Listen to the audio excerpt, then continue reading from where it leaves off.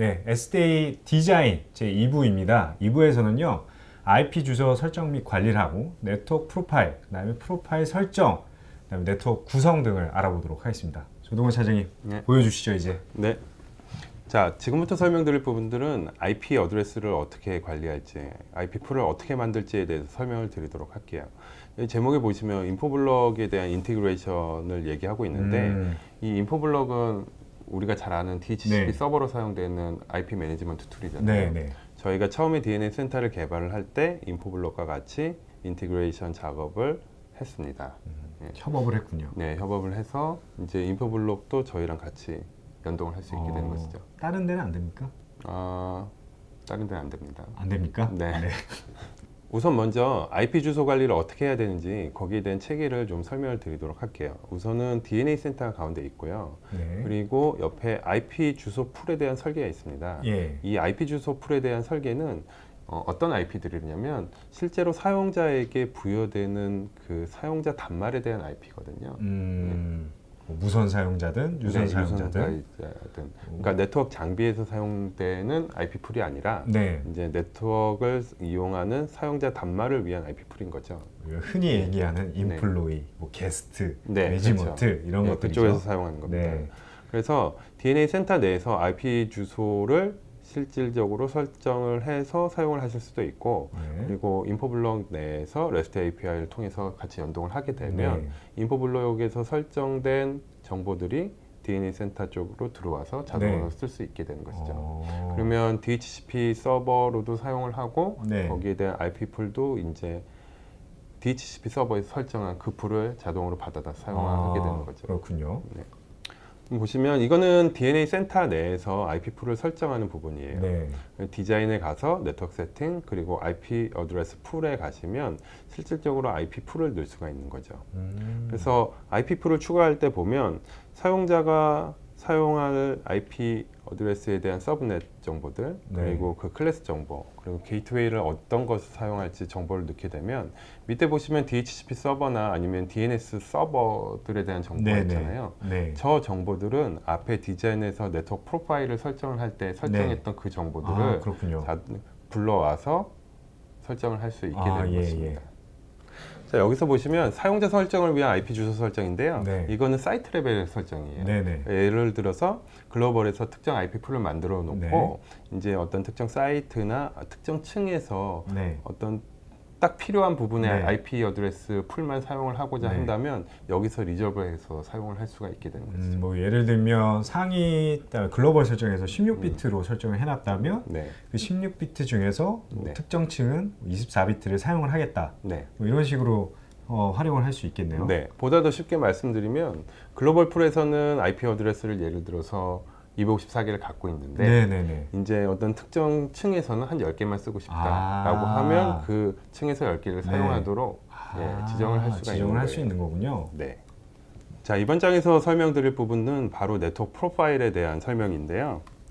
여기서 보시는 것처럼 우리가 네트워크를 구축을 할 때는 굉장히 많은 프로세스가 발생을 해요. 굉장히 복잡한데요. 네트워크를 디자인하고 네. 거기 물량 설계하고 네. 그리고 물량 주문돼서 들어오게 되면 네. 사전 컨피그레이션 하게 되고 네. 사전 컨피그레이션 한 다음에 장비 장착하고 장착하고 실제로 통신이 되도록 설정하죠. 네, 설정 넣고 네. 그리고 나서 구축이 완료되면 네.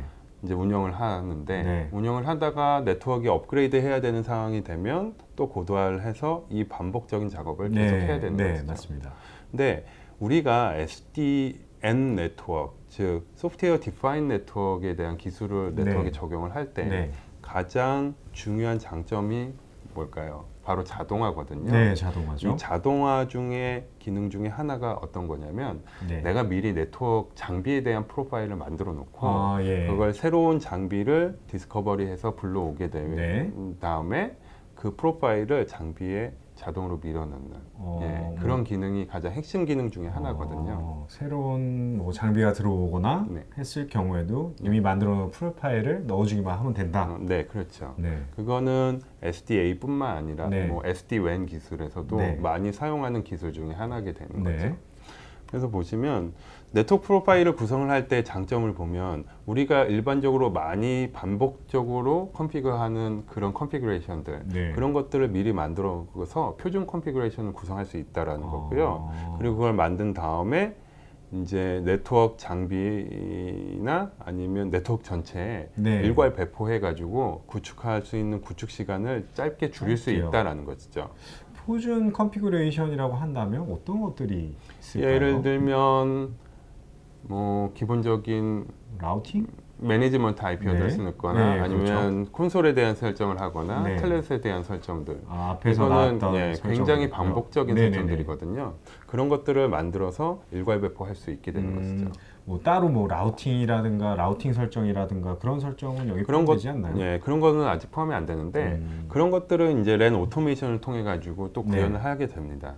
이 여기서. 부분은 네. 정확하게 어떻게 말씀을 드릴 수 있냐면 우리가 네트워크를 구축할 때 장비를 한 100대 정도 구축을 하게 되면 네네.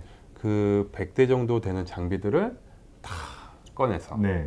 전원을 연결해서 네. 가장 필요한 컨피그들을 카피 페이스트 하는 작업을 네, 우리가 네. 많이 해왔잖아요. 네.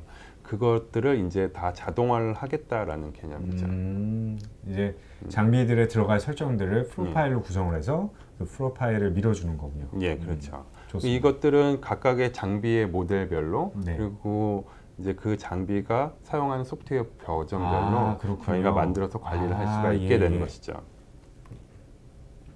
그래서 보면 네트워크 구축을 할 때 표준화 작업을 하면 우리가 보통 디자인 배포하고 네. 그리고 장비를 구축하고 장비를 운영하는 네. 이렇게 크게 세 가지 카테고리로 볼 수 있는데요. 네. 디자인 및 배포 부분에서 우리가 표준 컨피그레이션을 만들고 네. 장비를 구축할 때는 네. 그걸 DNL 센터를 통해서 프로비저닝을 하게 되고요. 그리고 운영에 대해서는 우리가 DNA 센터에서 어슈런스 기능을 제공을 하게 되는 것이죠. 그렇군요. 단계별로. 네. 자, 그렇다면 이 프로파일을 만들고 네. 어떻게 지정을 할까? 그거에 대해서 좀 간단하게 설명을 드리도록 네. 할게요. 네트워크 프로파일은 DNA 센터 내에서 다음과 같이 관리가 되는데요. 그 예. 프로파일 네임뿐만 아니라 해당 프로파일이 이제 라우터를 위한 건지 스위치를 네. 위한 건지 아. 그리고 그 프로파일을 내가 만든 버전 네. 그 버전에 대한 관리도 가능을 하고요. 네. 이제 어떤 사용자가 접속을 해가지고 그 프로파일을 만들었는지 네. 그것도 관리가 되게 되는 것이죠. 이거 한눈에 다 볼 수가 있네요. 예, 모든 그렇습니다. 장비들에 대해서. 예. 그래서 DNA 센터가 갖고 가는 장점은 단순히 스위치뿐만 아니라 네. 이제 라우터, 라우터. 그리고 대부분의 시스코의 EM 프로덕을 관리를 할 수 있다는 그렇군요. 장점이 있습니다. 예.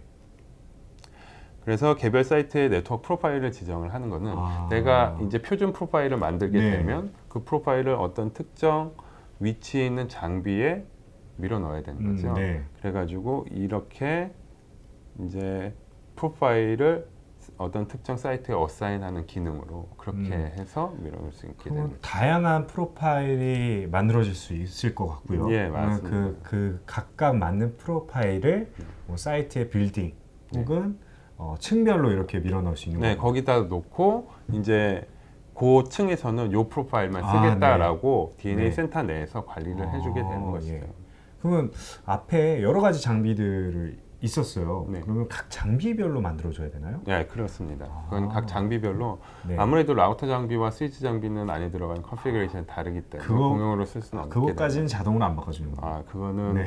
이제 처음에 프로파일을 생성을 할 때 지정해서 만들어 네. 주셔야 되는 거죠. 알겠습니다. 자, 그러면 이 네트워크 프로파일을 가지고 이제는 장비에 밀어 넣는 것, 네. 즉 디플로이먼트를 해야 되는 네네. 거잖아요.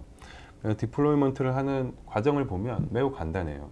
장비를 말 그대로 온보딩, 즉 장비를 설치를 하고 장비를 네. 켜게 되고 네. 그거를 PNP 형태로 불러오게 되는 거죠. 네. 그래서 불러와서 장비에 대한 인증을 하고 그 장비를 DNA 센터에 집어넣고 나면 네. 이제 DNA 센터에서 이제 인벤토리로 보이게 되는 거죠. 네. 인벤토리 상에서 보이게 되면 예. 이제 그때부터 프로파일을 이용해서 네. 장비를 적용을 하게 되는 거죠.